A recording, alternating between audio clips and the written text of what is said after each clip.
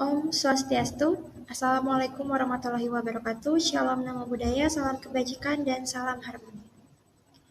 Baik, sebelumnya saya ucapkan terima kasih kepada Ibu Niwayan Eka Widiastini, SPD MPD, selaku dosen pengampu mata kuliah PPKN SD yang telah memberikan waktu kepada kelompok kami untuk mempresentasikan permasalahan yang kami dapat, yaitu tidak mengamalkan nilai-nilai Pancasila.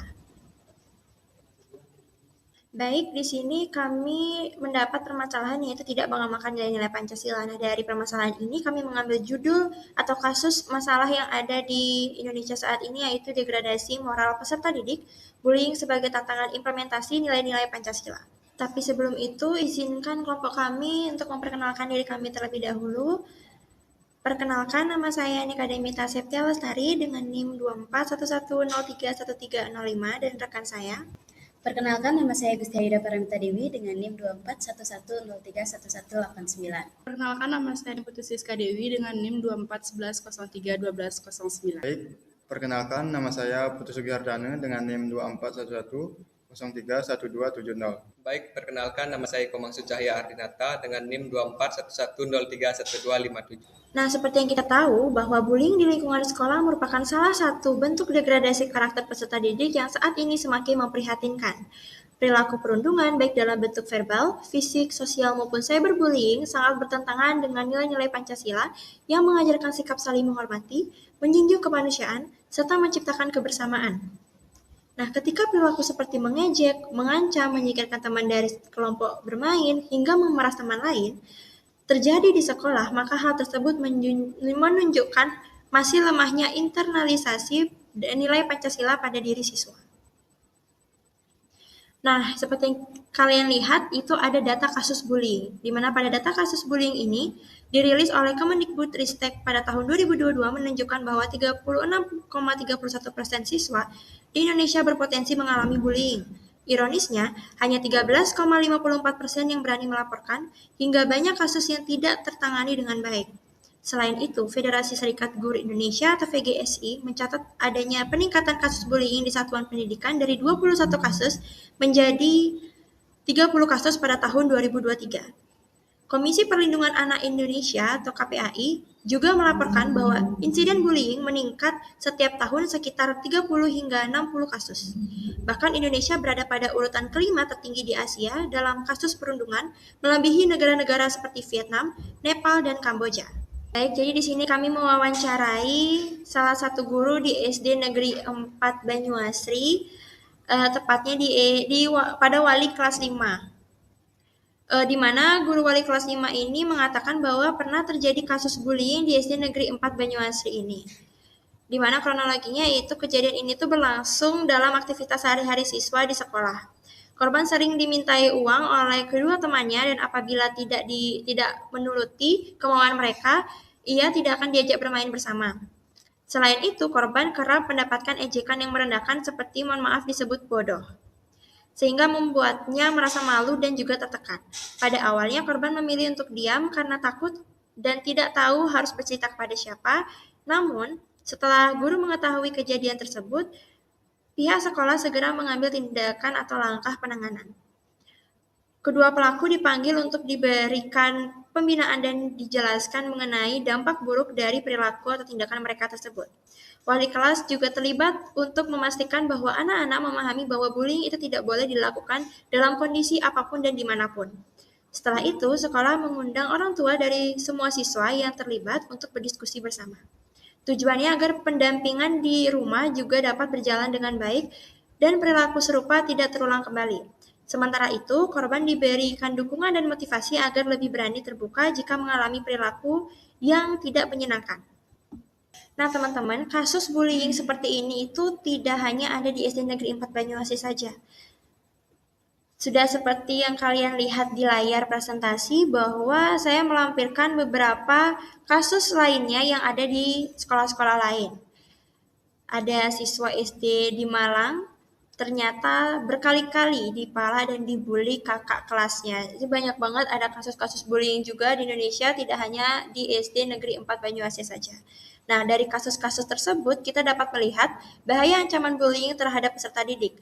Bentuknya itu mencakup kekerasan fisik, verbal, sosial, dan juga perundungan daring atau cyberbullying. Faktor penyebabnya dapat berasal dari lingkungan sekolah, keluarga, maupun masyarakat seperti kurangnya pengawasan, budaya senioritas, dan juga pemahaman yang rendah tentang dampak bullying. Korban bullying beresiko mengalami gangguan emosional, penurunan prestasi, serta rasa tidak aman di sekolah. Penanganan bullying ini memerlukan kebijakan sekolah yang tegas, pelaporan yang aman, dan juga keterlibatan guru, siswa, dan juga orang tua dalam pencegahan serta edukasi mengenai perilaku saling menghargai. Baik, di sini saya akan menjelaskan materi mengenai menilai kebijakan alternatif yang disarankan untuk memecahkan masalah. Baik, untuk yang pertama itu, seberapa seriuskah masalah bullying dalam masyarakat? Bullying merupakan masalah yang sangat serius dalam kehidupan masyarakat karena menimbulkan dampak negatif terhadap kondisi mental, emosional, dan perkembangan peserta didik. Korban bullying dapat mengalami rasa takut, tertekan, kehilangan kepercayaan diri, penurunan motivasi belajar, hingga trauma berkepanjangan apabila tidak segera ditangani. Maka kasus bullying ini sangat serius di dalam lingkungan masyarakat. Tidak hanya dalam masyarakat, tapi dalam sekolah juga. Selanjutnya, seberapa luas penyebaran masalah bullying di negara kita? Masalah bullying harus ditangani oleh pemerintah karena berdampak besar terhadap masa depan anak dan kualitas pendidikan. Masyarakat memiliki kewenangan untuk membuat kebijakan, regulasi, serta program perlindungan anak guna menjamin hak peserta didik atas rasa aman dan lingkungan belajar yang layak.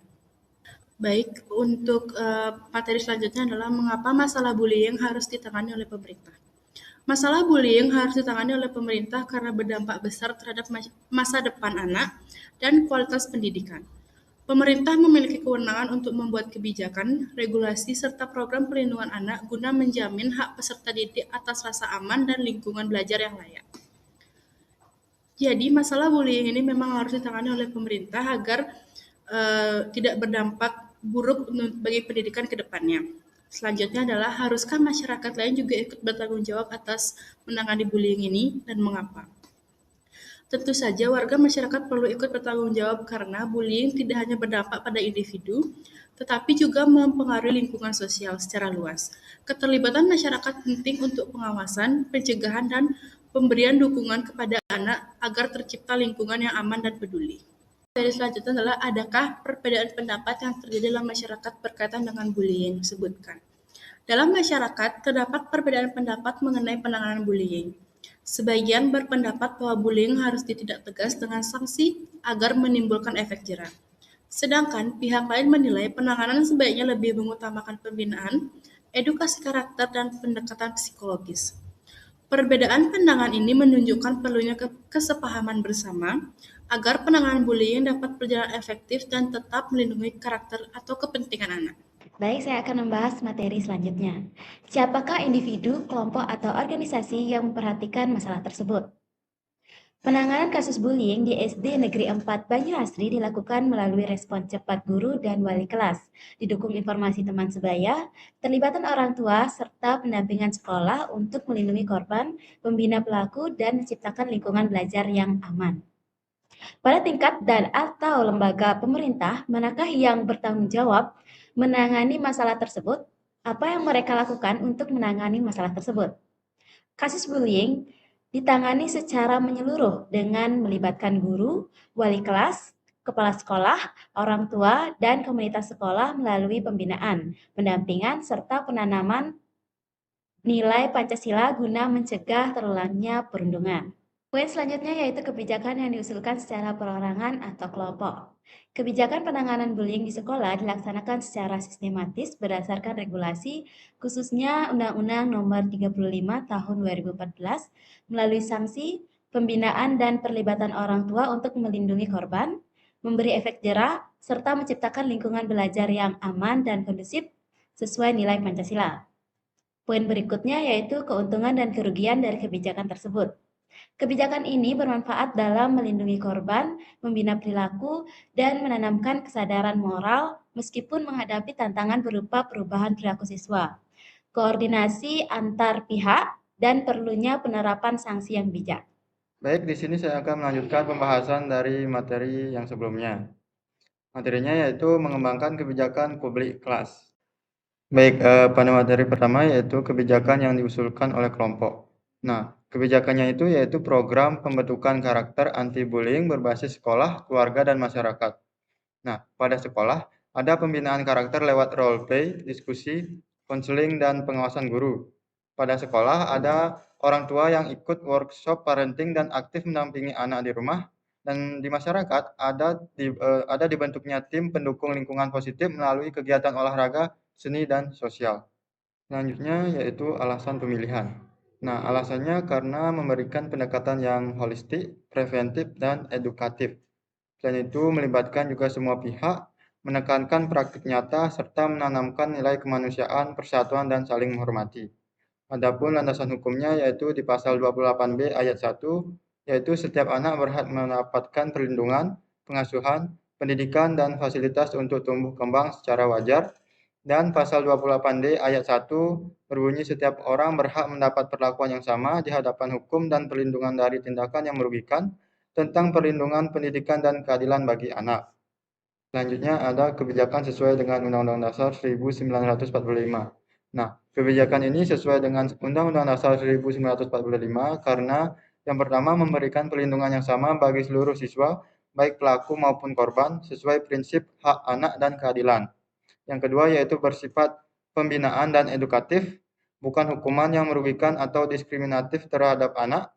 Yang ketiga yaitu menekankan kolaborasi antara sekolah, keluarga, dan masyarakat, sehingga penerapan nilai karakter terjadi secara alami dan berkesinambungan, sesuai tujuan pendidikan nasional dan perlindungan anak yang dijamin konstitusi. Yang keempat yaitu memastikan bahwa setiap tindakan dalam program ini tetap menghormati hak asasi anak, sehingga prinsip keadilan dan kesetaraan dijaga dalam lingkungan pendidikan. Nah, adapun tujuan kebijakannya itu yang pertama mencegah dan mengurangi terjadinya bullying di lingkungan kelas. Yang kedua yaitu membina pelaku agar menyadari kesalahan dan mengembangkan karakter yang positif. Yang ketiga yaitu memberikan perlindungan dan dukungan psikologis bagi korban. Yang keempat yaitu menanamkan nilai moral, sosial, dan Pancasila secara berkesinambungan. Dan yang terakhir yaitu meningkatkan kemampuan siswa dalam bersosialisasi, berempati, dan bekerja sama. Baik, yang terakhir yaitu harapan dari kebijakan ini. Yang pertama itu terbentuknya lingkungan belajar yang aman, nyaman, dan kondusif bagi seluruh peserta didik. Yang kedua yaitu siswa mampu menghargai teman sebaya, menunjukkan empati, dan menjunjung tinggi nilai Pancasila. Yang ketiga yaitu orang tua, guru, dan masyarakat dapat bekerja sama secara harmonis dalam membina karakter anak, sehingga pembinaan berlangsung di sekolah, rumah, dan lingkungan sekitar. Baik, materi selanjutnya itu mengembangkan suatu rencana tindakan agar pemerintah bersedia menerima kebijakan kelas. Nah, penjelasan mengenai upaya kelas dalam mengajak masyarakat, baik individu maupun kelompok, untuk mendukung rencana kerja yang diusulkan. Yang pertama yaitu melaksanakan kampanye edukatif anti-bullying kepada siswa, guru, dan orang tua. Yang kedua, mengadakan sosialisasi pada pertemuan sekolah dan parenting class. Yang ketiga, mengajak kolaborasi tokoh masyarakat dan organisasi lokal seperti Karang Taruna, guru agama, dan aparat desa untuk menciptakan lingkungan tempat tinggal yang mendukung tumbuhnya karakter mulia. Yang keempat, memberikan ruang partisipasi bagi masyarakat umum, menyampaikan pendapat dan gagasan terkait pencegahan bullying. Yang kelima, mengampanyekan budaya saling menghargai dan peduli dalam kehidupan sehari-hari. Mengenai upaya kelas dalam memperoleh dukungan pemerintah terhadap kebijakan yang diusulkan. Yang pertama, kelas menyusun proposal kebijakan yang memuat kasus bully, tujuan program, serta manfaat bagi siswa dan sekolah. Yang kedua, kelas bekerja sama dengan kepolisian dalam penyuluhan tentang bahaya bullying, konsekuensi hukum, dan upaya pencegahannya. Yang ketiga, kelas menggandeng lembaga perlindungan anak seperti DP2A untuk pendampingan korban dan pembinaan kepada pelaku. Yang keempat, kelas mengundang pemerintah daerah dalam kampanye anti-bullying di sekolah sebagai bentuk dukungan dan keterlibatan resmi. Yang kelima yaitu kelas menyampaikan laporan perkembangan program secara berkala kepada pemerintah untuk menilai efektivitas kebijakan. Itu dia pembahasan yang telah dipaparkan oleh rekan saya. Dapat saya simpulkan bahwa bullying merupakan masalah serius di lingkungan sekolah yang mencerminkan lemahnya pengamalan nilai-nilai Pancasila, khususnya nilai kemanusiaan dan sikap saling menghormati. Kasus di SD Negeri 4 Banyuasri ini menunjukkan bahwa perundungan dapat berdampak buruk pada kondisi psikologis dan perkembangan peserta didik. Oleh karena itu, penanganan bullying memerlukan kerjasama antar sekolah, keluarga, masyarakat, dan juga pemerintah. Program pembentukan karakter anti-bullying berbasis 3 pilar menjadi solusi yang tepat untuk menanamkan nilai Pancasila secara berkelanjutan dan menciptakan lingkungan belajar yang aman serta kondusif.